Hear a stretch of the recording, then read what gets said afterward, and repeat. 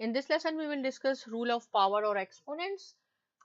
So exponents and powers both are same thing, right? The question is a square and then whole power 4. So it is power to a power.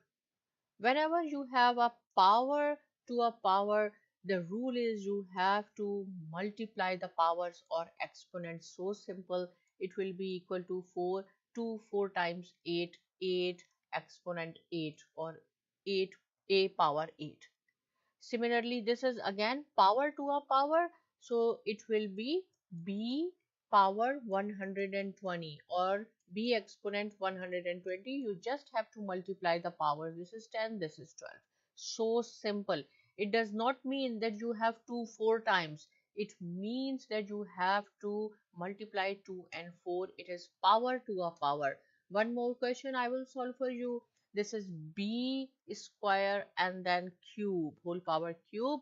So you have to multiply these two exponents and it will be equal to b6 power to a power, right? It does not mean that you have to 3 times 2 multiply by 2 multiply by 2. No, it is power to a power.